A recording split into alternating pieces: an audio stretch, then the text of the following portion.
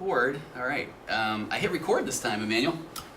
So we just had the most incredible conversation that we'll never be able to duplicate, right? Yes. Exactly. So my guest on the virtual couch is Emanuel Petrisor. I sound so defeated now. The first go round I was so excited to see you, wasn't I? Yes, you Yeah. are. Okay, let me try that again. My guest today on the virtual couch is Emanuel Petrisor. Now I'm going to stumble over your name. A friend of mine, and he has an incredible story that's kind of put him in a position that I really wanted to have him tell this story on the virtual couch. And Emanuel, welcome to the virtual couch. And how about you tell that story again, right? Sure. Don't feel bad about Petrisor. A lot of people have a hard time. Okay, what do you typically get it? I get there's Petrisor is the way you're supposed to say it. Okay. There's a little sh in there. Yeah. There's the Americanized version, which is Petrisor. The younger siblings in our family use Petrisor. Oh, do they really? Yeah. Okay. And I use Petrisor. Okay. All right. So Emanuel Petrisor, and you go by E-Man. E-Man is a nickname that I was affectionately given since I was working in healthcare from my colleagues. Okay. It's just E-Man's here type of thing, like a play on He-Man. Like he's here to save the day. I never put that together. Okay. So take us back. Where'd you grow up? I was born in Romania. I was 5 years old when we immigrated to the United States. 1985, and then we lived in Chicago. What do you remember about Romania? Or do you remember anything? I remember a couple things about Romania, but like the one thing that really stood out was my grandfather's house. He lived like on a hill, and Romania is a cold weather Like climate. how cold? What's it comparable to? Well, so they use Alaska Celsius. They use Celsius, right? I Let don't me know. get my calculator ready. Yeah, well, I should know because we use that in healthcare, right? Okay. I believe I want to say like 10 degrees Celsius. Okay. Really, really cold. Okay. So for us, Californians, Right. it's really cold. Yeah. 0. I've heard of like negative Celsius there. The thing that I do remember is like sledding off of my grandfather's property. But aside from that, not much. Okay. Yeah. So then Chicago, 1985. How long were you there? 1985. I was there from 85 to 90, and also a very similar snow story. I remember walking to school in the snow. Barefoot or? Up 5 miles each way, no shoes, Okay. yeah, that kind of thing. And That's what I tell my kids. Of course. And then how many siblings did you have that came over? 5. 5. Okay. 5. I was the middle child. Middle child. Mhm. Now, while you're on the couch, we could talk about Oh, that. middle child syndrome. Exactly. Yes. Oh, right. yeah. No, good. Continue. That'll be another podcast Yes. for a different day. Okay. So then, what brought you to Sacramento? We moved. My parents. Mm. We moved here in 1990. My mom had respiratory issues, so asthma, and they felt that it would be better for her to move to warmer climate than Chicago. I have to ask you. I mean, and this isn't part of what we're going to talk about today, but respiratory issues, and so people come out here, but then you have people that live here that have a lot of allergies. I mean, is that? So, what people's perceptions and actual facts are two different things, right? Okay. So people believe, okay, well, it's sunny weather, it's warm weather, let's go there. Sacramento Valley is actually one of the worst places for respiratory people, right? So there's a lot of allergies. It's a big valley. A lot of the pollen comes in, has nowhere to go, Just settles and in. it just settles. A lot of people come in, develop an allergy, they'll leave, and the allergy goes away. Oh, And then okay. so I've heard of a couple colleagues who their children developed allergies. Moved to LA, of all places, the allergies back. It's gone. But it's Okay. like all the pollution in LA, but it's Yeah. the actual the way Sacramento Valley is set up. Okay, well, that makes sense. That does. What do you remember about your early years in Sacramento? So you were 10 or so when you were here? Yes, Yeah. 10 years old when I came here. My early childhood in Sacramento was fairly normal. Just playing with the kids, going out, Yeah. hanging out. Okay. So kind of leads into the. Well, let me ask you, what did you want to do when you grew up at that point, when you were kind of going through school? So before I went and I got my degree, I was fascinated by history. I still am a little bit of a history buff. Uh-huh. I wanted to be a history teacher, and it was in the Romanian community. it's more of a prestigious thing to be an educator. Okay. So I wanted to be a teacher, and I started. It was 2 years into my degree when this situation happened with my brother. Okay, talk about that. That's kind of, and I think you and I were talking beforehand too. People have situations occur in their lives, and I know it's not just in Disney movies, but then they can go one of two ways, right? Where they can look at that situation and think, I can't believe this is happening to me, and maybe start to withdraw, or they can do what? They can turn it into something positive. Okay. You get to sometimes. Well, I mean, not sometimes. All the times, you usually can't control the circumstances or what happens to you. You can only control how you respond to it. Yeah. And in this situation, my brother, Benjamin, is right here. He developed leukemia. I was 18 years old. Benjamin was 21 at that time, or he was 20 when he was diagnosed, and I was 18. And then at that time, they said, well, this is what's going on. He has leukemia. We're like, whoa, what's leukemia? Right. None of this stuff happens to us. Yeah. We are, relatively, there's cancer free in our family. My grandfather lived to 101. Wow. My other grandfather was 100, 95, 89, Wow. that kind. Longevity runs in our family. And going in, they diagnosed him. Brought us all together, said, hey, look, there is this treatment plan where you can do a stem cell donation or bone marrow, and the results are very positive if you do it. So the siblings all got tested, and he and I matched. Actually, I, and my little brother, I have a younger brother, David, he matched as well. Wow. Do you remember what that was like? I mean, after hearing that, learning more about what leukemia was, and then learning that there was something you could do? Yes. At first it was like the unknown, because nobody in my family ever worked healthcare. There's no healthcare connection. And it's like a little bit of distrust towards Western medicine coming from a country where the state kind of had control over you and whatever they deemed fit. Looking back now, it's like I've been in healthcare for almost 20 years now, so I know of the patient's rights and those kind of things. Coming from a country where there was no patient's rights, it was whatever the state said you can have, that's what happens. Wow. So so still a little bit of that mentality going in when they're a little telling distrust, you. a little distrust, and of course you're scared. You're like, what's going to happen? Our lives go up and down. And I matched with him, and my younger brother matched as well. So then what happens from there? So at that time, I said, well, okay, let me go ahead and do the donation since I'm older, and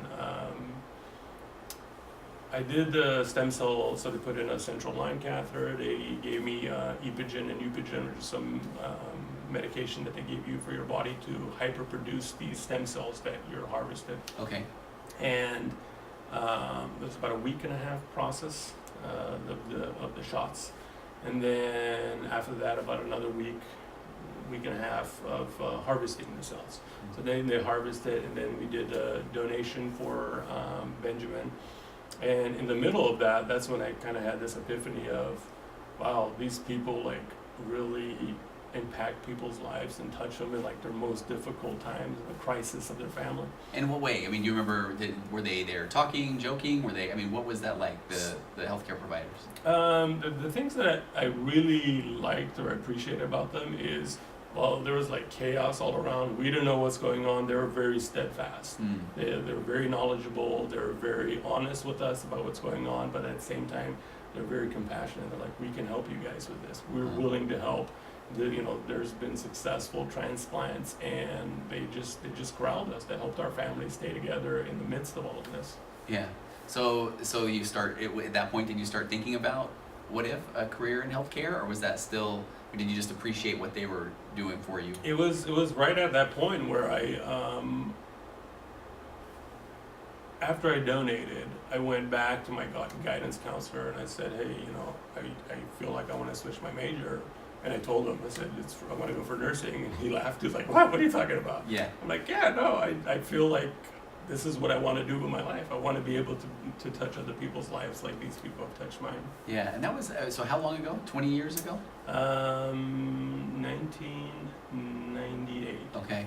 So we're there, and I might be so far off the path here, but nursing, I mean, is that still a primarily female-dominated job, or at that time was it? Or, you know, did people think, wait, why aren't you going to go be a doctor? Or, you know... Yeah, it still was. Yeah, Okay. and it actually still is. Okay. It still is. I think like the numbers now are either 20 to 25% male. Okay. And it's growing now than it was before. But it's interesting that it's typical that men overall will go towards the high adrenaline, high trauma, or high, what's the word? High stimuli type of environment. Okay. So they'll go to the ER or the ICUs. And actually the ICU that I work in, the hospital I work in at Sutter Health, we have 5 ICUs. Oh. And my ICU that I'm stationed at is the medical ICU. Okay. So it's a medical generic ICU. Okay, and so you're saying most guys then tend to go for that. They'll go for like the Adrenaline, higher yeah. adrenaline, higher trauma, higher stimuli type environment. In our ICU, the medical ICU, I believe it's about 30 to 40% male. Wow. Yeah. Okay. Sometimes I'll come into work and it's just like a list of guys. Yeah. Like 7 guys working together. It's Did you ever kinda cool. do stuff in the ER as well? Or Yeah, so I right now I work in the medical ICU and on the rapid response team. Uh-huh. The rapid response team is associated with the whole hospital as well as with ER. So we have it's basically a team of ICU professionals that do pre-code assessment and diversion so that we don't get to a place where a patient actually codes and dies. Okay. I have to ask you, and this is a little, again, now you are here, I got to ask you these questions. I've always wanted to ask an ER nurse, ICU nurse, do you remember when it kind of clicked where you were just calm in those situations? Do you remember your first days on the job or what that was like? Oh, I don't know. I remember my first death. Okay. I still remember that exactly. I remember the room numbers, room 3418. Wow. I remember the situation. I remember who I was working with. I remember a lot of the highlights or the traumatic points of my first couple years of training. I think just being a kind of person that I am, or a lot of people in healthcare, we strive for that kind of environment because we can focus in Okay. those situations where everything is kind of like falling apart.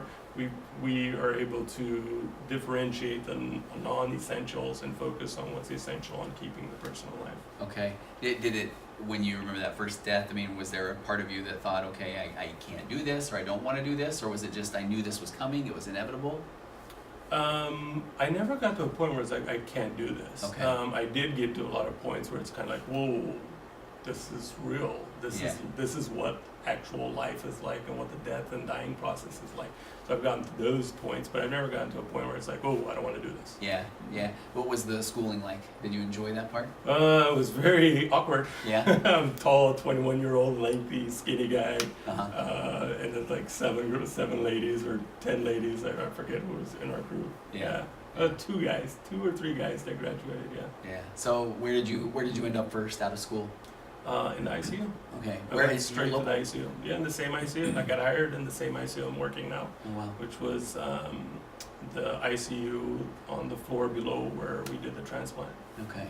Oh, talk about that. I mean, more about, tell me the story of your brother. So yeah, he developed leukemia. My brother and I matched. We were kind of like reluctant to go forward with this. It's for my brother, I would do anything, so I said I'll do it. We did the transplant, put in a central line catheter. That was a little bit of an ordeal. It started bleeding too much. I was like, oh, I feel like I'm gonna die. What do I do? But then you just trudge through it. And then after about 4 or 5 months, everything was successful. The transplant went well. My brother stopped taking the anti-rejection medication, and his body rejected the transplant. Okay. So. So did he know of that you had changed direction, that you were heading down that? Yeah, we were talking about it at that time. Yeah, Okay. we did. We mentioned it. I told him that I think I want to do this, and it was something that he was aware of. Yeah. How often do you think of your brother and your job now? So every time I go into work, Yeah. you know, it's funny because the unit that we did the transplant, a lot of the old employees who work there, they'll call me Benjamin, and I'll call them Benjamin back, like Oh, wow. in honor of him. Oh. I'll walk in, I'll say, hey Benjamin, hey Benjamin. They're Yeah. like, that's not Benjamin, that's E-Man. It's like, no. They know we Yeah. have something else going on. Or I'll say it to like one of the female nurses, and they're like, no, that's not, you know. So were there people there that then you end up working with? I mean, do you remember that well? Yeah, so like Toby, Gina, Dulcie. Dulcie's actually the educator, and she's on our team for the Leukemia Lymphoma Society. Uh-huh. She's the educator for that department, Okay. and she was actually a patient on the same unit with my brother. Oh, wow. She remembers the story we were talking about, because he was having a hard time with the treatment, throwing up a lot, and she offered to take him down to buy him a slice of pizza if he would eat. Oh. And she bought him a slice of pizza. Okay. So while I've got you here, ICU nurse, you had stories? I mean, do you just have stories for days? Are you the one that at a party somebody says, tell me ICU stories? Yeah. So healthcare people are a different breed of Yeah. people. We're the kind of people, it's like the body is our career, right? So Yeah.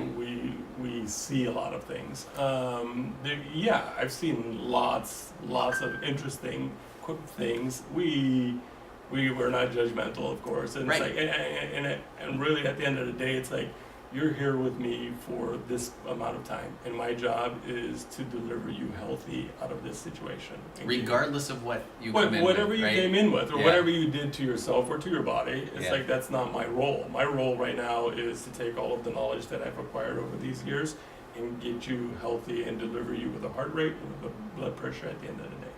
I love that because, as a therapist, same. So people come to me with their things that they are going through, but with mine, it's a lot harder at times to try to sort through the reality. Yeah. They're afraid of being judged. How much am I going to let this person know? In the ICU, it's there. You know what's going on. Yeah, right? yeah. So You still probably hear stories that don't quite match up, but Correct. And then you'll give them that look from time to time, like, really, okay. really, Yeah. really, is that what happened? Or my this is the one that kind of like it kind of gets me the question marks, like, we're going to give you drugs, we're going to give you medication that actually can interfere with some of the drugs that you've Okay. taken. Yeah. You need to tell me that, because if I don't know and I give you something, I can actually kill you. And I don't want to. My job or my career is to try to save you. I'm not going to judge you for Wow. taking this. Yeah. But you need to tell me what you've taken beforehand, because if you've taken something that I don't know, and one of them that I'm just going to throw out Sure. there, the taboo one is the blue pill. Okay. A lot of people are Yes. But if you are on something like that, we need to know ahead of time, because that medication originally was created for the blue pill. For those who don't know, it's Viagra. Yes. It was created for blood pressure management. Okay. So what it does is it's a vasodilator. So it opens up your veins, and in doing so, it actually drops your blood pressure threshold. So if you come in having that in your system, and you're in what we call a hypertensive crisis, and I'm trying to take care of the hypertension, and I don't know that you have this, and I give you some other medication to correct this tiny period of your life when you have high blood pressure, Right. I'm actually working with that together to drop your blood pressure, and then you just go from one extreme to the next, and now we have to resuscitate you, try to give you all the fluid to maintain your blood pressure. Man.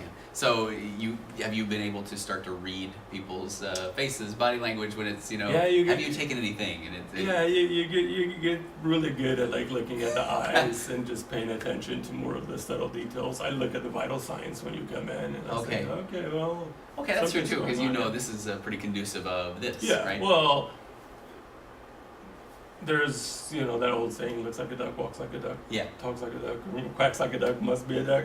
So in a situation where, your toxicology is coming back, your vital signs are indicative of that, I'm going to say, hey, look, I know that you've taken this, you've tested positive for this, I'm not here to arrest you Exactly. or whatever. Yeah. No, I love that. In my world, I wish I had vitals. I just have to keep going with, tell me more about that, right? Till they Keep going. Exactly, keep pushing right? the situation. Yeah. Okay, so tell me about because this next part is fun because as someone who knows you, you are dynamic, you're funny, all those wonderful things, but you're not one that is going out there saying, hey everybody, look at me, right? And so right, exactly. So why are we talking? I mean, your story's amazing. Thank But, why are we here? So why are we here? In my role in the rapid response team, one day I responded to a call in the bone marrow transplant unit. Mm. And it was a patient of a doctor who's on my team, Dr. Kiwan. And after taking care of the situation, I asked to have the patient transferred to the ICU. We needed a higher level of care. We were in speaking, and Dulce, the educator, was on the unit at that day as well. I told him, I said, this is the room where I did my stem cell donation, and because of this room, that's where my healthcare career started, really, in this room. And he was like, well, tell me a little bit about that. So I kind of gave him backstory. About a week after that, Dulce, who's the educator for oncology, approached me about this opportunity to be nominated for Leukemia Lymphoma Society Man of the Year. Okay. And I said, well, that's interesting. Let's get together and talk about it. What were your initial thoughts? What does that mean? I mean, you have people that you've known that have done that? I have people that I've known that have done that now. Okay. I didn't gotcha. know at that time. Okay. So I've done a lot of projects for Sutter. I sit on the Partnership Council, which is like the ICU board or governing body for the ICU, all of our projects or any of the best practices that we do. We started from the Partnership Council, which is the managers and a lot of the more experienced nurses at the ICU. So I thought it was going to be approached for another project. Okay. I've done a couple projects throughout the hospital as well. And when she told me about it, I said, oh, wow, well, this is like right up exactly my whole life story. Right. This is how I got here. Yeah. Because of this. But I knew it was going to be a time commitment. So I didn't jump on it right away. I just said, well, let me think about it. And then she made another meeting with her and Kathy. Kathy is the campaign director for Leukemia Lymphoma Society's Man of the Year project here in Sacramento. And we got together, she presented me with some information and some facts. Then I didn't say yes at that time either. I said, well, okay, let me think about it. So in mulling it over, thinking one day, maybe about 2 or 3 days after we had that meeting, I was looking through my daily devotional quotes. Okay. And there was a quote by Mahatma Gandhi, and I shared that with you earlier. It was, to really find yourself, you have to lose yourself in the service of others. And I knew, I was like, all right, well, I mean, I kind of already gave my life to this cause. I've been 20 years working as a healthcare provider for people in the exact same hospital where this catastrophic thing happened to our family. I kind of like check. I kind of did my calling, right? Yes. And then when I received that quote, it was one of those things. It's like, all right, you have to do this. This is the next step for you. And you had a good story about where did you see that quote again? So yeah, I made my mind to actually accept the nomination at that time, about 6 months ago. In putting my campaign material together, going back and forth with the printers and working with LLS and with my core team and putting the information together, when I received all that information back, the day that I received it back, I went to clock in, and the day I went to clock in, it's right next to the time clock, was the exact same quote by Mahatma Gandhi. And I'm like, when Gandhi tells you to do something, you gotta do it. So now, Now the fun begins. So Yes. what happens next? So you are the nominee of the Man of the Year. Are you up against other people? Yes, so Okay. the Leukemia Lymphoma's Man of the Year campaign is a 10-week campaign. Its kickoff is Thursday, March 20th. Yeah, which if people are downloading this today, I mean, it will be out today, Okay. or that day. Yes. Thursday. Yes. Yes. So it's out today, March 28th, and it's 10 weeks. My role right now is to promote awareness for blood cancer, to promote awareness for Leukemia and Lymphoma Society, and to fundraise. My job is to try to outraise the guys that are in this competition with me. And there are 4 or 5 guys, I believe, and 4 females. Okay. Okay. So where do people go to donate? Where do they find out more about you, the cause? What can they do? So there's 2 places where they can go and look. The first place, if people are interested, is on my Facebook page, which Okay. is Team Eman 2019. Okay. You can just And I'll have search links that. all over Yeah. the show notes and that sort of thing as well. You search that on Facebook, and I'll have those.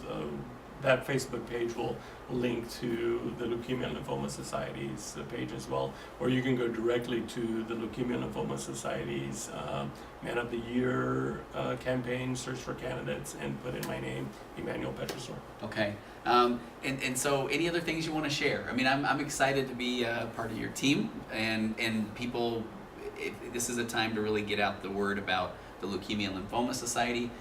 Do you feel like there are other things that people don't know about leukemia and lymphoma that you know from your work in the Oh, yeah. ICU? So there's lots of things people don't know. Yeah. And me being somebody who, like, this is what brought me into healthcare. It took me a while to absorb all of this information. The interesting thing about the leukemia and lymphoma type of cancers, they're like the starting point for a lot of the research that goes on right now. Okay. And the good part of the LLS, or Leukemia and Lymphoma Society, is I believe 79 to 80% of all funds raised goes directly to research. Okay. Of the therapies that were approved by the FDA last year, 40% of them were approved for blood cancers. Mm. So a large majority of all of the research starts in the blood cancer realm. Once it's successful here, a lot of the other cancer disciplines will borrow that research Oh, wow. and transfer it to more specific, be it breast cancer, be it bone, or that kind of thing. But the origin or the starting place has been the blood cancers. Because of the research that's going on for the last 10 years, the success rate for leukemia, for childhood leukemia, has gone up from 10% to 90% survivability. Wow. We are only 10% away from actually saying that we have what we would consider a cure for leukemia. Okay. That's 10%. incredible. That's Yeah. crazy. Yeah. That's 10%, and it can happen in our lifetime. Yeah. And I think it can happen with our campaign. Yeah. Okay.